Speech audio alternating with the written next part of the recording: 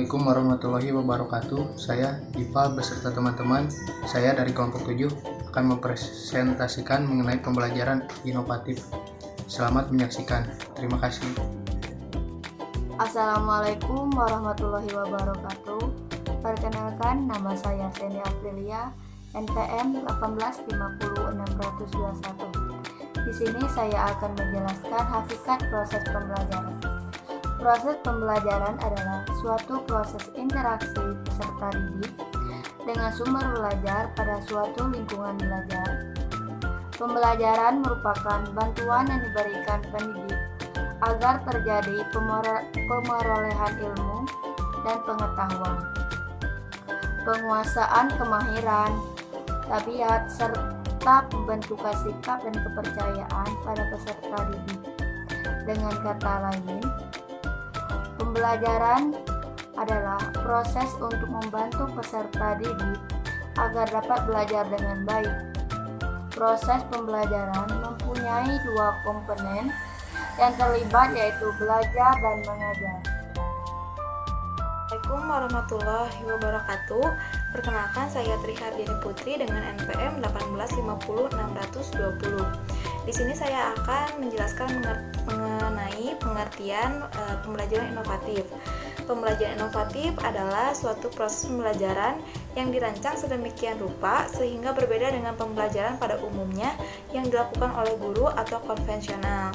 Pembelajaran inovatif lebih mengarah pada pembelajaran yang berpusat pada siswa. Proses pembelajaran dirancang, disusun, dan dikondisikan untuk siswa agar belajar. Dalam pembelajaran yang berpusat pada siswa, pemahaman konteks siswa menjadi bagian yang sangat penting karena dari seluruh rancangan proses pembelajaran dimulai. Adapun model-model pembelajaran inovatif diantaranya model pembelajaran langsung, pembelajaran diskusi kelas, model-model pembelajaran kooperatif, dan beberapa contoh model dan langkah-langkah pembelajaran inovatif. Sekian dari saya. Wassalamualaikum warahmatullahi wabarakatuh. Perkenalkan, nama saya Arum Damayanti dengan NPM 1850629. Di sini saya akan menyampaikan atau memaparkan materi tentang manfaat pembelajaran inovatif secara umum. Yang pertama ada melatih siswa untuk dapat mendesain suatu penemuan. Pembelajaran inovatif melatih siswa untuk berpikir kreatif dan memunculkan ide-ide baru yang bersifat positif. Pembelajaran ini mengembangkan kreativitasnya agar bisa menemukan hal-hal baru di era globalisasi saat ini. Yang kedua ada menumbuhkan kreativitas guru dalam mengajar. Dalam hal ini, guru dituntut untuk tidak monoton dalam pembelajaran. Guru harus memunculkan inovasi-inovasi baru dalam pembelajaran. Agar suatu pembelajaran dapat berjalan dengan baik, kreativitas guru sangat diperlukan agar proses pembelajaran tidak membosankan. Yang ketiga, ada hubungan antara siswa dan guru menjadi hubungan yang saling belajar dan saling membangun. Guru dan siswa harus bersama-sama membangun suasana pembelajaran yang menyenangkan agar suatu tujuan dari pembelajaran dapat terwujud. Yang keempat, ada merangsang perkembangan kemajuan berpikir siswa untuk menyelesaikan masalah yang dihadapi dengan tepat. Pembelajaran inovatif akan membantu siswa untuk berpikir kritis dalam menyelesaikan suatu permasalahan. Yang kelima, dapat membuat pendidikan sekolah lebih relevan dengan kehidupan sehari-hari. Dalam dunia pendidikan akan lebih berwarna, tidak monoton, dan akan terus berkembang menjadi semakin baik. Hal ini dapat mempengaruhi dunia kerja yang nantinya akan dijalani setiap orang tersebut. Yang keenam, ada proses pembelajaran itu dirancang, disusun, dan dikondisikan untuk siswa agar belajar. Terima kasih. Assalamualaikum warahmatullahi wabarakatuh. Perkenalkan, nama saya Putri Hasna. Di sini saya akan menjelaskan tentang model-model pembelajaran inovatif. Model-model pembelajaran inovatif terdiri dari 3 bagian. Yang pertama, model pembelajaran langsung. Model pengajaran langsung adalah salah satu pendekatan mengajar yang dirancang khusus untuk menunjang proses belajar siswa yang berkaitan dengan pengalaman deklaratif dan pengetahuan prosedural yang terstruktur dengan baik yang dapat diajarkan dengan pola kegiatan yang bertahap, selangkah demi selangkah menurut Arens tahun 1997. Yang kedua, model pembelajaran diskusi kelas. Diskusi merupakan komunikasi seseorang berbicara satu dengan yang lain, saling berbagi gagasan dan pendapat. Arti untuk memahami pikiran siswa dan proses gagasan dan informasi yang diajarkan melalui komunikasi yang terjadi selama pembelajaran berlangsung baik antara siswa maupun komunikasi guru dengan siswa. Yang terakhir, pembelajaran kooperatif. Model pembelajaran kooperatif adalah bahwa siswa dapat belajar cara bekerja sama dengan teman. Teman yang lebih mampu dapat menolong teman yang lemah, dan setiap anggota kelompok tetap memberi sumbangan pada prestasi kelompok. Para siswa juga mendapat kesempatan untuk bersosialisasi. Sekian, terima kasih. Halo, Assalamualaikum warahmatullahi wabarakatuh. Perkenalkan, nama saya Indri Puspita, NPM 185060049. Di sini saya akan memaparkan materi tentang contoh-contoh model pembelajaran inovatif dan langkah-langkah penerapannya. Berikut beberapa contoh model pembelajaran inovatif yang bisa dijadikan rujukan dalam memilih dan menerapkan model pembelajaran di kelas dalam mata pelajaran Bahasa dan Sastra Indonesia, khususnya di kelas lanjut. Di sini ada beberapa contoh. Yang pertama, talking stick. Langkah-langkah pembelajarannya, untuk pertama, guru menyiapkan sebuah tongkat.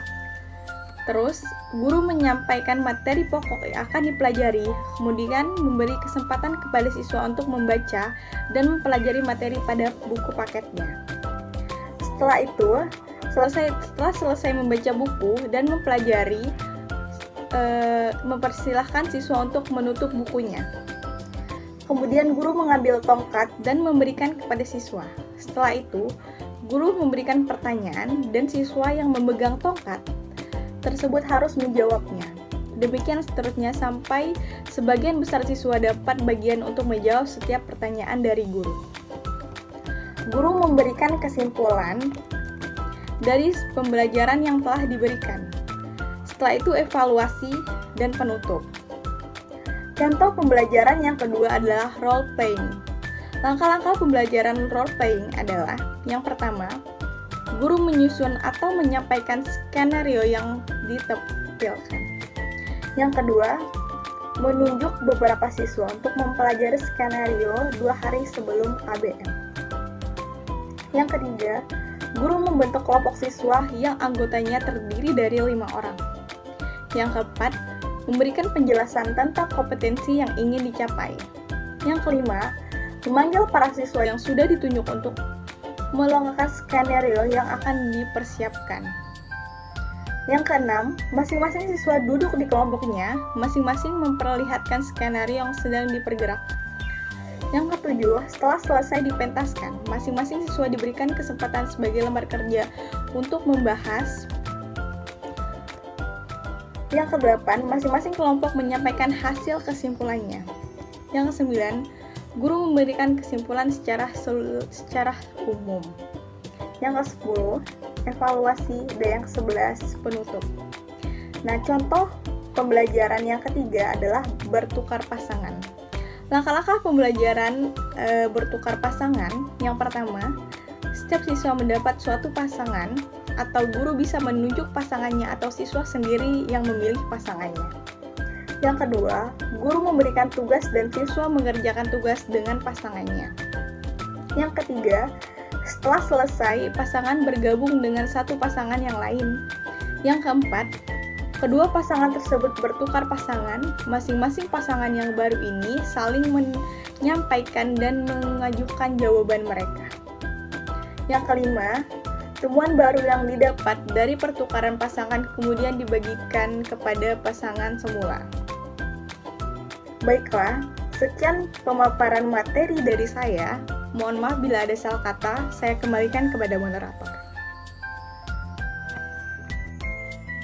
Assalamualaikum warahmatullahi wabarakatuh. Nama saya Diari Alhamdus Pandi, NPM 185060041. Saya di sini akan memaparkan kelebihan pembelajaran inovatif.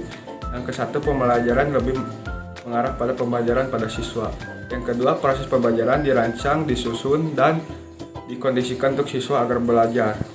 Yang ketiga, menuntun karakteristik guru dalam mengajar. Yang keempat, siswa adalah penerima informasi secara aktif.